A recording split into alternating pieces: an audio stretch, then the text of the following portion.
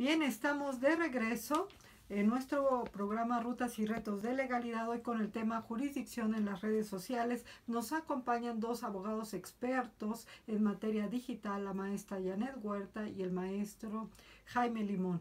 Estábamos conversando en el segmento anterior sobre qué han hecho los tribunales, vamos a llamarles domésticos, frente a esta renuncia que incluye, pues normalmente nos dice a través de una cláusula de este contrato de adhesión, en donde se renuncia para que en caso de que haya alguna controversia jurídica resuelvan las cortes americanas, y principalmente pues estas que están también en la zona de Silicon Valley, ¿no? Sí, muchas de ellas. La realidad, doctora, es que ahí también vamos de la mano, muchas veces lo platicamos en el gremio de los abogados digitales, el hecho de entender también el poder que tienen. Ya la maestra Janet, y voy a replicar con derecho de cita lo que comentó anteriormente, el hablar de estos titanes tecnológicos. Si nosotros le diéramos un territorio geográfico a Facebook, sería mucho más grande que China. Y tendría más pobladores que China. O sea, nada más para hacer la ponderación, ¿no? De saber que tanta gente está ocupando hoy en día ese territorio. Derivado de ello, los abogados de Facebook han comenzado a generar su constitución, han comenzado a generar sus códigos, han comenzado a generar sus leyes y sus propios procesos como si fuera una nación. Sí. De esa manera, estos titanes tecnológicos dicen, si quieres entrar a mi país, y usted lo dijo de una manera muy brillante, doctora, es muchas veces nosotros como usuarios, por la necesidad del uso de la plataforma, aunque las cláusulas ya sean absurdas, leoninas, pues bueno, ahí va mi clic y pues ni modo, ¿no? Estos abogados detrás de estas plataformas saben que los necesitamos, saben que los ocupamos, sí. Nos ponen este tipo de cláusulas, las aceptamos con el golpe del ratón y pues entramos en este país. Una vez que entramos en este país cibernético, nos comenzamos a sujetar a sus reglas. ¿Cuáles son las desventajas? Que en el caso, por ejemplo, de Facebook, que pertenece a un grupo societario de Mark Zuckerberg y de los hombres más poderosos y millonarios que existen hoy en día en el país, en el mundo, adquirieron otro tipo de plataformas, como lo fueron en su momento Twitter, como lo es WhatsApp, como lo es Instagram, que ya están homologadas a este tipo de regulación, lo que implica que si yo acepto términos y condiciones en Facebook, en Instagram, Twitter y demás, más o menos serán las mismas regulaciones. Todas ellas, como lo dije anteriormente, hasta la parte de abajo, letra chiquita y en gris, para que más o menos se difumine entre todo el contenido, te dice quién será el competente para resolver controversias en lo que ocurra entre tu persona y las redes sociales.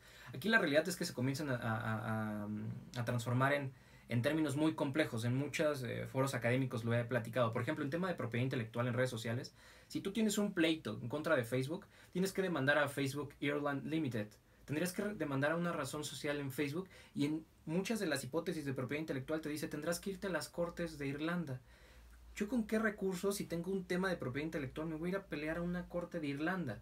Tú, Facebook, tienes dinero para pelearte en Irlanda, yo tengo dinero para pelearme en la luna, si quieres. Sí, claro. Y nosotros como usuarios, con trabajo, tenemos a veces la posibilidad de demandar en la corte de la esquina, ¿no? La realidad es que este tipo de condiciones se han comenzado a analizar en jurisdicciones. Yo pongo de contexto siempre el tema francés. Francia es un caso de estudio bellísimo, ya lo decía también la maestra Janet Huerta, el tema del testamento digital. Los invito, por ejemplo, a leer. En el año 2016 ya tienen una ley sobre testamentos digitales, ya tienen un registro sobre testamentos digitales, lo cual, por supuesto, a nivel mundial deja mucho que aplaudir, y lo cual dice, a ver, no me importa que seas iTunes, no me importa que seas Facebook, no me importa que seas el padre de la tecnología, nosotros tenemos leyes, tenemos derecho positivo y tenemos que darle este peso de derecho positivo. Y derivado de ello es que el criterio se comienza a fortalecer. Independientemente de que nosotros como usuarios renunciemos a esta jurisdicción, y renuncio lo entrecomillo, estas cortes ya han comenzado a determinar que es una cláusula excesiva que pone en detrimento la ventaja y esta equidad contractual que debe existir en un espacio virtual. Claro. Derivado de ello, las cortes de primera instancia comenzaron a decir, por lo menos allá en Francia, sí, vale la pena que esta cláusula la consideremos leonina y vamos a resolver sobre el fondo. Este criterio no ha pegado en todos lados. Uno de los criterios y comentarios que se tienen por parte del grupo de abogados de Facebook es derivado de ello, oye, pero si en otras latitudes me han dicho que esta cláusula es válida, ¿por qué en tu país no? Porque en mi país sí vamos a analizarlo, vamos a meternos sobre el fondo, claro. Y no se nos hace justo que porque un maestro de arte haya subido esta fotografía y porque firmó estas condiciones que son exageradas, no resolvamos sobre el fondo del asunto. Ahora el asunto está que en otras jurisdicciones comencemos, y lo dije inicialmente en el comentario, comencemos a darle esa fortaleza a nuestros tribunales y recordar, sí son titanes tecnológicos, políticamente pueden tener más fuerza que muchos países en nuestra orbe, pero nuestros tribunales merecen respeto, las instituciones merecen respeto y tenemos ese derecho positivo que debe de imperar sobre cualquier condición que nosotros firmemos en Internet.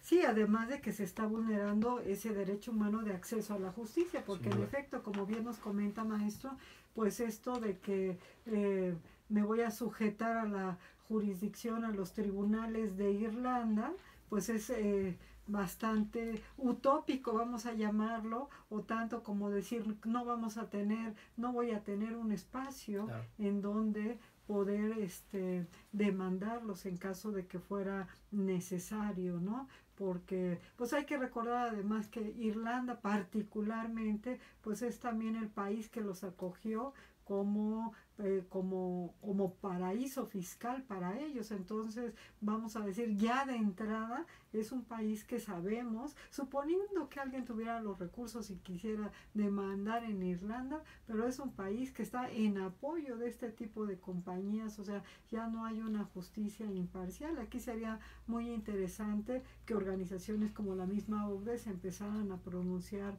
sobre este tema, porque pues sí está violentando el desarrollo en los mismos derechos humanos. Las cortes internacionales de derechos humanos, tanto la europea como la interamericana, debieran de estarse pronunciando ya sobre este tema, porque sí se deniegan los derechos. La cuestión también debe de ser, como muchas veces cuando accedemos con cualquier otro tipo de proveedor, vamos con la mentalidad no de abogado, sino de usuario cualquiera, y dice, bueno, es que no va a pasar nada, no voy a tener, pero pues hemos estado escuchando ya en esta mesa, la maestra Janet Huerta maravillosamente nos explicó el caso Ulrich, nos habló de este caso de testamento digital, usted nos hizo favor de platicarnos de este caso francés que también se está convirtiendo en paradigmático, parteaguas, y que qué bueno que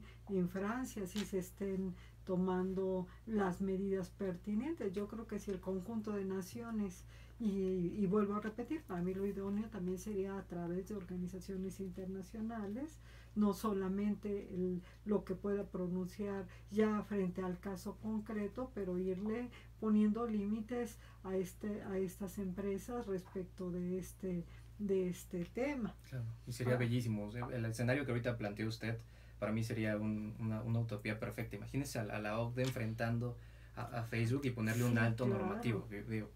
No pensando en que hay que derrocar a Facebook como un tirano omnipotente, pero ponerle un alto normativo sería bellísimo. Como proveedor, ¿no? Sí. Imaginemos en el mismo contexto, digo, quizá me estoy yendo 180 grados, pero con cualquier proveedor de cualquier mercancía frente a un consumidor ordinario que le ponga exactamente todas sus condiciones y nos vemos, suponiendo que está aquí en la Ciudad de México, nos vemos en Tijuana por si me quieres demandar, pues bueno, oye, si solamente compré este productito, ¿no? Así como que es terrible.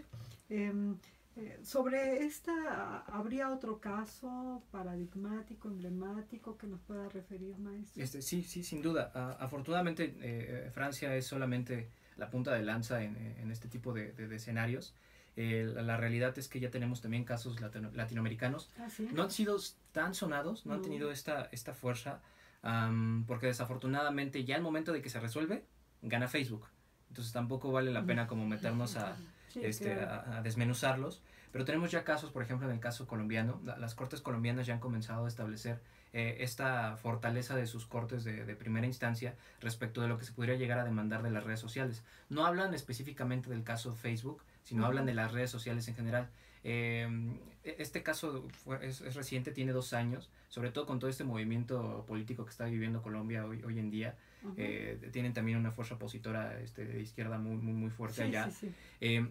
Muchos de los seguidores de Petro comenzaron a publicar a través de blogs, a través de YouTube, sus apreciaciones sobre el candidato, pero algunos de ellos llegaron a la línea ligerita donde comenzaron a insultar a los otros candidatos, comenzaron a meterse en cuestiones de la integridad, cuestiones de la esfera más íntima de los otros candidatos, y eso comenzó a analizar el contexto político y el contexto electoral que se iba a vivir. Sin embargo, no llegó a ese universo. Los otros candidatos comenzaron a decir, ¿por qué tengo que soportar tus insultos? ¿Por qué tengo que soportar que la gente comience a difamarme o calumniarme en redes sociales sin que haya alguna consecuencia de derecho? Claro. Esto, por supuesto, permitió que las cortes de primera instancia comenzaran a analizar las supuestas violaciones que se habían cometido. Ahí la realidad es que se hicieron mal las cosas, la ruta no fue la adecuada, porque los otros candidatos, los candidatos de derecha y los de ultraderecha, comenzaron a demandar a las plataformas por permitir esa libertad de expresión. Las plataformas se lavaron las manos diciendo, pues es que yo no tengo por qué estar regulando el tema de la libertad de expresión. La ventaja de allá, insisto, lo que creo que vale la pena estudiar es que una corte de primera instancia en Colombia sí comenzó a meterse al estudio, dejando de lado el tema de la jurisdicción, porque bien pudo haber dicho, no es un tema de libertad de expresión en redes sociales, vete a Estados Unidos y que allá te lo resuelvan. Esto nos deja un precedente como abogados para entender cómo es que tenemos que hacer las cosas en redes sociales.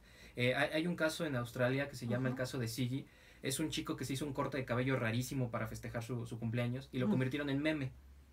¿Sale? Ya inclusive han comenzado a existir estudios. En particular te tengo que decir que tanto la maestra como servidor somos quienes hemos comenzado a hacer el estudio de qué tanta afectación jurídica tiene un meme, si efectivamente puede llegar a hablar de un daño moral. En otras jurisdicciones, insisto, y perdone que parezca disco rayado, nosotros andamos en pañales en ese tema y ellos ya están utilizando sanitarios, ¿no? En aquel país, en Australia, este chico demanda a su novia y demanda a su novia en ese entonces, ¿no? Y demanda al chico que subió la fotografía. La novia por tomar la fotografía y el chico por permitir que se subiera.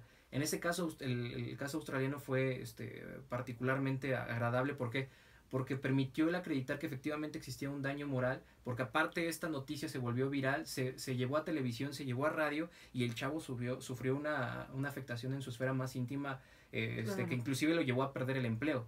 Sí, a eso iba, porque en un momento dado este tipo de afectaciones pues pueden influir en otras áreas tan importantes como la profesional o la laboral, ¿no? Sin duda. Siempre... bueno, entre paréntesis, porque pues justo no es el tema, ¿verdad? Pero siempre yo les digo a mis alumnos, mucho cuidado con lo que suben, porque en un momento dado, pues en un ratito en que los ánimos estaban muy por arriba o la fiesta estaba muy prendida y se les olvida qué fue lo que subieron, y esto los puede llegar a afectar. Hay que ser muy cuidadosos con lo que subimos de nosotros mismos, por eso digo entre paréntesis, ¿verdad? Porque aquí es que la novia había tomado la foto y otro compañero le había ayudado a subirla y que sí le generó daño moral, ¿verdad? Sí, y sin duda usted acaba de comentar algo. Lo que usted dice, la realidad, que bueno que se lo pasa a sus alumnos, es algo que se conoce ya como reputación digital. Hoy en día ya hay empresas que están dedicadas a cuidar esa reputación digital. Y empresas como por ejemplo Cambridge Analytica, que está detrás de éxitos como el Brexit, como el triunfo de Donald Trump, han estado trabajando con Big Data y con el tema de la reputación digital para que sus escenarios funcionaran. Dicen por ahí, no voy a decir nombres de candidatos, pero que Cambridge Analytica está hoy en día trabajando con uno de los candidatos presidenciales para el 2018. O sea, que son casos en donde vale la pena comenzar a estudiar qué es lo que estoy subiendo en la red y qué quiero que Internet recuerde de mí, ¿no? Claro. Y nosotros como abogados, el hacer las cosas adecuadamente. Hay otro caso de un meme. Este meme es americano, se le conoce como el Black Girl Confused, así se le llama, no quiero sonar racista ni mucho menos, así se le conoce como chica negra confundida. Es un meme muy popular de una chica que sale haciendo una cara muy rara con un cuello medio raro.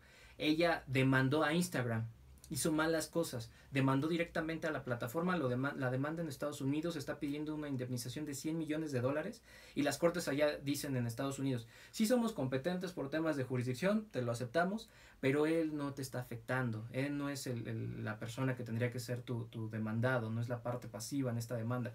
Quien tendrías que demandar son a los usuarios, pero entonces ahí nos vamos a ese hilo negro de Ariadna del que hablaba la maestra Janet. Claro. Entonces, ¿a qué usuarios demando? A los que lo viralizaron, al primero que subió la foto, al que lo volvió trendy topic, al que efectivamente ya me hizo meme, al que lo editó y lo subió a Instagram. se vuelve un tema complicado y un tema de tiempo. Los abogados en internet vamos contra reloj. Desafortunadamente el reloj de internet va volando a bytes de velocidad que muchas veces no llegamos a comprender, y queremos sentarnos a hacer un escrito que nos va a tomar a lo mejor 2 o 3 meses cuando internet ya se encargó de destruir la reputación de nuestros clientes. Sí, ahí es claro, cuando los mecanismos de autocomposición y autorregulación entran en el juego, y donde a lo mejor todo ese panorama negro que ahorita le pintamos podría llegar a funcionar de manera más adecuada si los abogados se metieran a estudiar todas esas leyes amplísimas de las redes sociales y conocieran los mecanismos de autocomposición y de soluciones amigables que proponen las propias redes sociales. Pues aquí me gustaría también poner el dedo en el renglón para que los estudiantes que nos están escuchando pues vean que tienen un gran mercado en este tema, ¿no? Sin duda, doctora. Muy interesante. Vamos a escuchar avisos institucionales y estaremos de regreso con ustedes, no sin antes recordarles que este sábado tenemos la carrera de la Facultad de Derecho a las 5 de la tarde. Para aquellos que vayan a participar, no se les olviden que tienen que recoger su paquete. ¿Qué día, Anita? Jueves y viernes, por si tienen que recoger su paquete. En la explanada de la facultad. De su número y su camiseta. Bueno, estamos de regreso en unos minutos con ustedes, con la maestra Janet Huerta y con el maestro Jaime Libón, abogados digitales.